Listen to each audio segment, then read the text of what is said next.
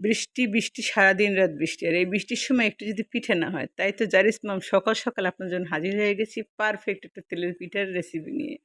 চলুন দেখে আজকে কীভাবে তৈরি করেছি। আসসালামু আলাইকুম, কেমন আছেন সবাই? প্রথমে আমি কী করেছি, 1 কাপ চালের গুঁড়ো নিয়েছি, তার মধ্যে হাফ কাপ দিয়েছি ময়দা, চিনি দিয়েছি 1 কাপ, সামান্য একটু লবণ দিয়েছি, আর সামান্য একটু জিরা দিয়েছি। দিয়ে 2টা ডিম দিয়ে আমি সুন্দরভাবে ফেটিয়ে নিয়েছি। আর গোলাটা অবশ্যই একটু মানে বড়া পিঠার চেয়ে একটু নরম করতে হবে। হাত দিতে পারবো না, চামচ দিয়ে। আর অবশ্যই আমার ভিডিওটি খেয়াল করবেন যে কীরকম কনসেন্ট্রেট তৈরি করেছি আমার গোলাটা। আর পারফেক্ট গোলার জন্য অবশ্যই পানিটা অল্প অল্প করে দিবেন।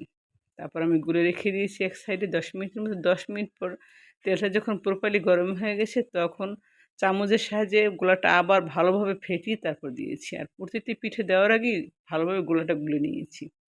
আর উপর থেকে একটু তেল যদি আপনি উঠিয়ে উঠিয়ে বারবার দেন, তাহলে আপনার পিঠাটা ভিতরে একদম নেটের মতো হয়ে যাবে প্রতিটি পিঠা। এবং পিঠাগুলো রাখবেন টিস্যুর উপরে, তাহলে আপনার এক্সেস যে তেলটা সেটা শুষে নেবে। আর পিঠাটা ভাজার সময় আপনি অবশ্যই জালটা মিডিয়ামের চেলেও রাখবেন। যারা এখন আমার ভিডিওতে ফলো লাইক সাবস্ক্রাইব কোনোটি করেনি, প্লিজ ফলো লাইক সাবস্ক্রাইব এবং পাশে থাকা বেল আইকনটি বাজিয়ে রাখবেন। আল্লাহ হাফেজ।